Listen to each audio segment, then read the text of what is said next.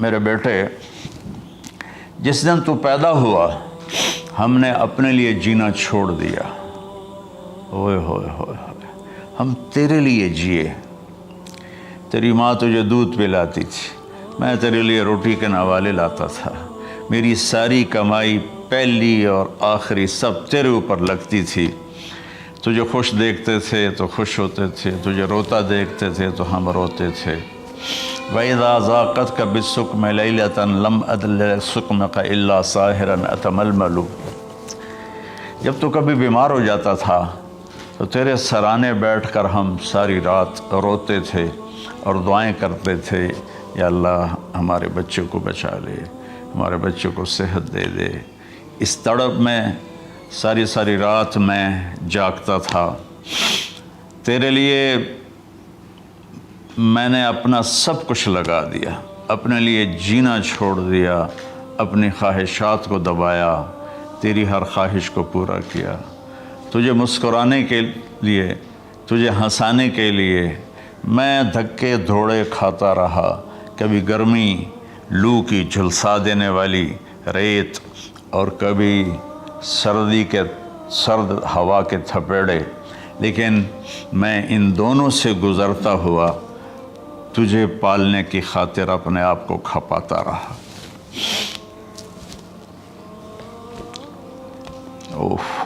فلما بلغت السن والغایۃ التی الیہ مدی ما فیک کنت اؤمل۔ بیٹا، میں نے اپنے ہڈیوں کا رس بھی تیرے اندر ڈال دیا، صرف کمائی نہیں، میں نے اپنے ہڈیوں کا رس تیرے اندر ڈالا، میں نے جو کچھ تھا تیرے اوپر قربان کیا۔ تجھے مسکراتا دیکھ کر میں اپنے غم بھولتا تھا، تجھے ہنستا دیکھ کر مجھے دکھ بھول جاتے تھے، اور پھر آہستہ آہستہ آہستہ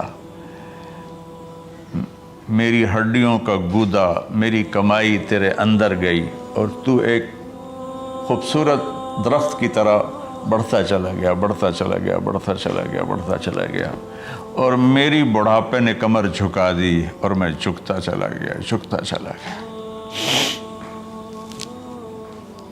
میرا خیال تھا کہ جیسے میں اس کی انگلی پکڑ کے چلتا تھا، اب میری باری ہے، یہ میری انگلی پکڑ کے چلے گا۔ جیسے میں اسے سینے سے لگاتا تھا، پیار کرتا تھا، جھولے جھلاتا تھا، باغ میں لے جاتا تھا، یہ ساری اس کی تعبیرات کے اندر داخل ہیں، الفاظ میں نہیں ہیں۔ تو مجھے خیال آتا تھا جب میں بوڑھا ہو جاؤں گا نا تو میرا بیٹا بھی مجھے ایسے ہی لے کے پھرے گا، میرا بیٹا بھی میری سنے گا۔ یہ 100 دفعہ پوچھتا تھا یہ کیا ہے، اور میں ہر دفعہ جواب دیتا تھا یہ ہے۔ تو اب میں بوڑھاپے میں اس سے بات کروں گا، یہ میری بات سنے گا۔ میں اس کو نوالے کھلاتا تھا، یہ مجھے روٹی کھلائے گا۔ میں اس کا انگلی پکڑ کے چلتا تھا، یہ میرا ہاتھ پکڑ کے چلے گا۔ میری کمر بڑھاپے نے جھکا دی اور میں ایک خشک پیڑ کی طرح ہو گیا، اور جوانی نے تیری کمر کو سیدھا کیا اور تو ایک تر و تازہ درخت بن گیا۔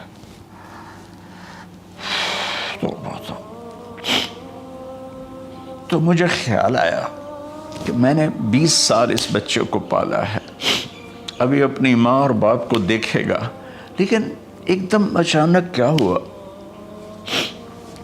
فلما بلغت السن والغایۃ التی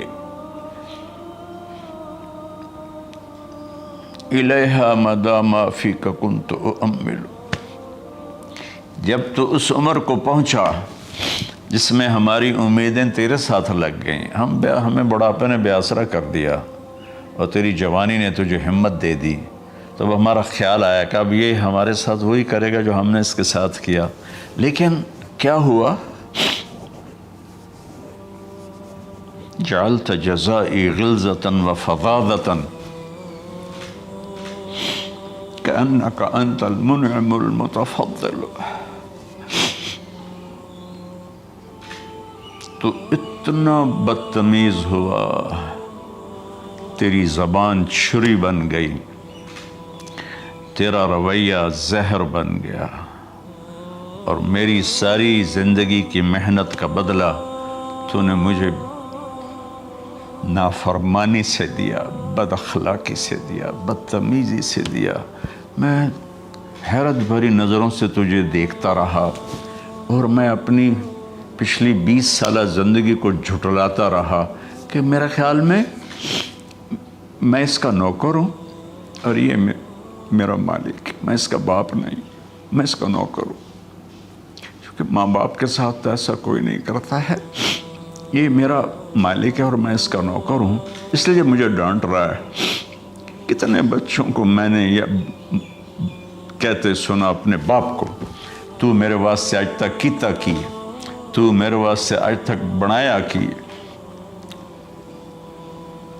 اور جو باپ بے بسی کی تصویر بنا ہوتا تھا وہ شکلیں بھی میرے سامنے ہیں۔ تو کمال کے اشعار، میں سوچ رہا ہوں جو میرا یہ حال ہے 1400 سال بعد کہ میرے آنسو نہیں رک رہے، تو اللہ کے نبی تو زار و قطار روئے تھے، داڑھی آنسوں سے تر ہو گئی تھی۔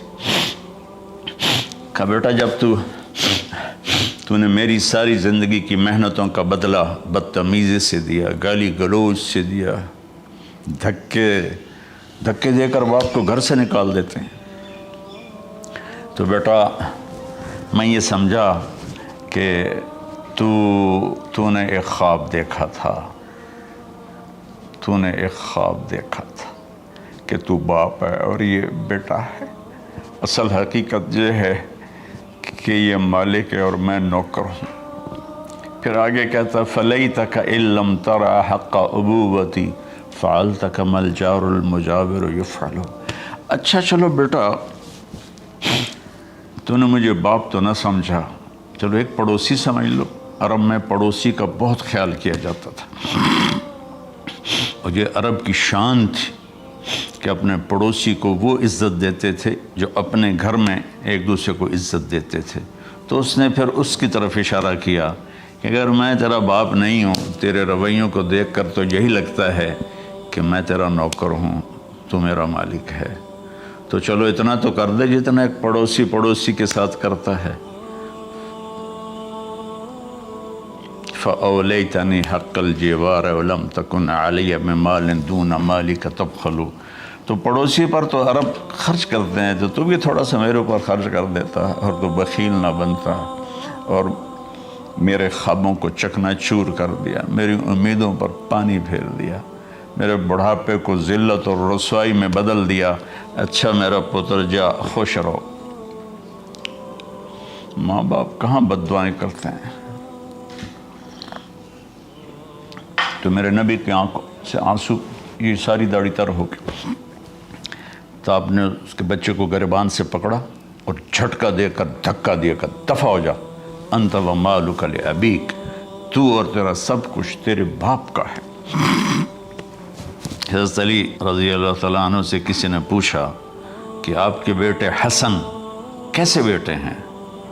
کہا حسن میرا وہ بیٹا ہے کہ جب میں چلتا ہوں تو میرے آگے نہیں چلتا، میرے پیچھے چلتا ہے، جب کہیں بیٹھنے کا موقع آتا ہے تو یہ پہلے نہیں بیٹھتا، پہلے مجھے بٹھاتا ہے پھر خود بیٹھتا ہے، جب کھانے پر بیٹھتے ہیں تو یہ روٹی کی طرف ہاتھ نہیں بڑھاتا جب تک میں نہ بڑھاؤں، یہ سالن کی طرف ہاتھ نہیں بڑھاتا جب تک میں نہ بڑھاؤں، میں کمرے میں ہوں تو یہ چھت پہ نہیں چڑھتا کہ میرے باپ کی بے ادبی ہو جائے گی۔ میں حالانکہ چھت پہ چڑھنا ضرورت کے لیے ہوتا ہے، لیکن قربان جائیں اہل بیت کے ایسے ہی اخلاق ہوتے ہیں، آل رسول ایسے ہی ہوتے ہیں۔ میرے عزیزوں نوجوانوں سے کہہ رہا ہوں جن کے والدین زندہ ہیں، ہم تو محروم ہو گئے، وہ قبروں میں چلے گئے، لیکن میں اتنا مصروف رہتا ہوں۔ اب یہ کرونا کی وجہ سے گھر میں بیٹھے ہوئے ہیں، یعنی میری زندگی ایسے پہیے کی طرح گھومی ہے، اور پھر دل کی تکلیف، پھر اس کے ساتھ سر کا درد شدید، اس کے باوجود میں روزانہ 10 نفل اپنے باپ کے لیے پڑھتا ہوں، 10 نفل اپنی ماں کے لیے پڑھتا ہوں، اور 4 نفل اپنی خالہ کے لیے پڑھتا ہوں کہ ساری زندگی سجدوں میں سر رکھ کے اس کا ثواب ماں باپ کو پہنچاؤں، تو ماں باپ کا حق ادا نہیں ہو سکتا۔